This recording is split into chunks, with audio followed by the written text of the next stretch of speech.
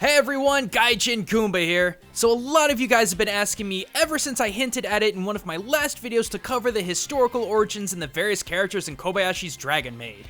And to be completely honest, I resisted that for a good long while, mostly because of stuff like this. じゃあもっと仲良くしよう。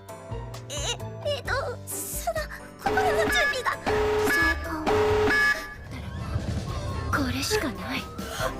体で。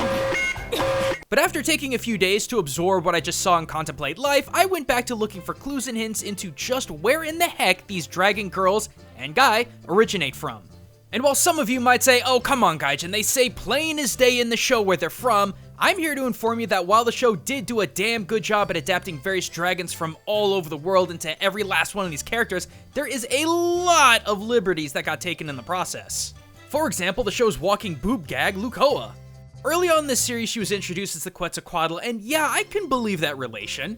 Her design of blonde hair melting into green mirrors her real-world Aztec appearance, and it is true that the folklore states that the Quetzalcoatl did sleep with their sister after a night of getting smashed, a trick pulled off by the Quetzalcoatl's evil brother doing to Quetzalcoatl rejecting human sacrifice.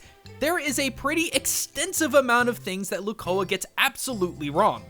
First of all, and I'm very sorry to say this, the Quetzalcoatl is male. Sorry guys, I'm sorry, but your world-class waifu is packing sausage.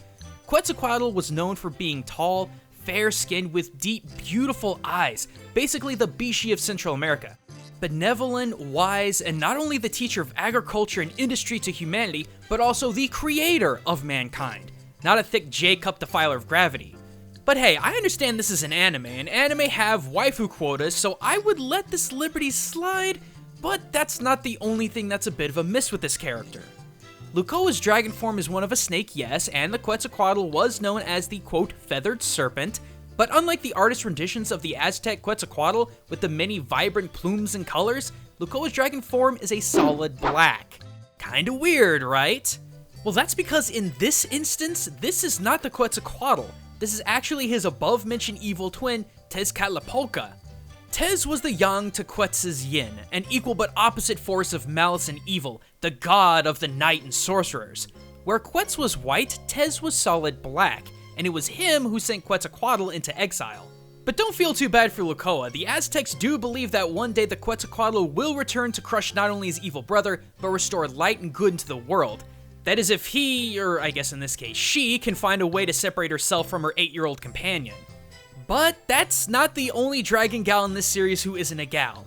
I am sad to say, ladies and gentlemen, that your beloved Kana, the Lally whose charming stoic moe brought her into her own spin-off manga series, is in fact a dude. Come on, it's not that bad. I mean, geez, if you played Final Fantasy XIII too, you would have seen this coming. Sure, the real Kana may not have been an adorable short stack, but that doesn't make him any less cool. In reality, Kana is the patron god of storms to the Ainu, the often displaced indigenous people of Japan. Often depicted in the material world as dragons, Kana and his children make their homes on individual heaps of cloud, which I suppose is the reason why Kana in the anime is so damn fluffy. But believe it or not, Kana wasn't exactly a deity that had that great a reputation. In fact, it was super rare that any storm god or goddess received that much worship, as many Ainu believed them to be evil. With the single exception of the North Wind, who was seen as a guardian spirit for those who traveled south of the Inuit Islands. Now in the anime, Kana's origins match up very nicely in several subtle ways. First of all, half the time we see her at home, she has her tail plugged into an electrical socket, giving viewers the idea that she either runs on or gains power from electricity, rightly fitting for a deity of storms. Second, in Kana's introduction to her school, we discover that she comes from Ushishir, meaning hot springs. Ushishir is a set of islets far, far north of Hokkaido as part of the Kuril Archipelago Islands, often visited by Ainu tribes who herald it as sacred land and home to the thunder god. Lastly, Kana's clothes are actually very telling of her Ainu origins. Unlike traditional Japanese clothing, which is far more subtle with visual designs, Ainu traditional clothing is decorated with many patterns of both spirals and squares, as well as women adorning themselves with large beads, two designs we clearly see with Kana. Next up, let's change gears and talk about our male dragon of the series, Fafnir. And to the show's credit, they get this guy's story spot on. For the most part anyway. I think it's kind of funny that Fafnir decided to look like he just walked out of Black Butler when his actual humanoid form was that of a dwarf. But much like he is in the show, Fafnir originally was a very self-absorbed, reclusive, fairly evil figure in Nordic mythology. Very long story short, Fafnir's father Hreidmar came into a large sum of gold and jewels, but it turns out that Fafnir and his brother actually murdered him for his newfound income. But even then, Fafnir wasn't happy with sharing his inheritance with his brother. Now, unlike most of the world who views dragons as creatures of power and or nobility, Nords see dragons as creatures that encompass greed, which upon betraying his brother in order to obtain all the money, Fafnir transformed into a dragon himself. Now, what really connects Fafnir in the anime to his real-life counterpart is, strangely, the strong connection he has to the closeted otaku Makoto Takiya, who he ends up living with. See, otaku in Japan are oftentimes associated with a lot of selfish desires, whether it be hiding themselves from employment and thus being a burden on society, like the hikikomori, or just wallowing in personal obsession with fictional characters to the point that they become integral parts of their lives. And though Makoto is holding down a job working in the same company as Kobayashi, his self-absorbed opinions do get the better of him more than once. But the strange thing is that these two characters who have been classified as generally self-absorbed people actually begin to bond over their personal obsessions. In fact, it seems Fafnir may have replaced his love of gold with another obsession: online gaming. Either way, the anime does a really good job of presenting Fafnir for who he really was in story, just minus the Bishi factor. Next, we gotta talk about my favorite of them all, Elma, the one-horned aquatic serpent of the Harmony faction. And I admit, this was a hard nut to crack. Originally, I found very few theories that pieced Elma together with any sort of specific dragon. Due to her aquatic appearance, I was under the assumption that she may have been based on the Leviathan herself, only Toto already mentioned interacting with the Leviathan once and would have likely brought it back up once Elma hit the scene. So I had to step back. First of all, what were Elma's unique traits? Her trident, aquatic tail, and single horn, right? So the question then becomes, are there any dragons in recorded lore that fits that description? Oh, you bet there is. It's a little convoluted, but the connections Elma has to this particular dragon are the strongest of any other character in this show. Elma is what's known as a Jiao Long, or literally female dragon. Now, there's two different ways of looking at this. The Showen Jezu dictionary categorizes dragons in 3 separate appearances. Zhou have 2 horns, Shi have no horns, and Jiao have 1 horn. Obviously, this fits the bill when it comes to Elma.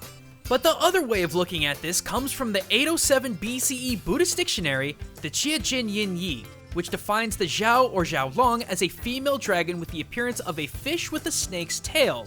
In other interpretations, it was believed that the Zhao Long had a closer association with sharks than fish, but in other cases, the name Zhao referred to the Zhaoren, or basically Chinese merfolk who wove a special mermaid silk called Jiao Shao, a very fine, very beautiful textile that was woven into traditional garments. Based on Elma's serpentine tail ending with fins, her trident, her eel-like appearance in dragon form, and her traditionally Eastern attire, there's absolutely no doubting the connection between her and the Jiao Long. As for her obsessive-compulsive obsession with sweets, well, I honestly have no idea where that comes from. But I can promise you this, even I would do questionable things for Japan's amazing cream bread. And finally, the Grand Dragon Lady herself, Toru. At first, I believe she heralded from Nordic mythology. After all, she's constantly referencing folklore, races, and creatures from that culture. But I believe Toru has a much bigger cultural influence that very few may be aware of. In episode 12, we finally get to see what really happened between Toru and Kobayashi that fateful night.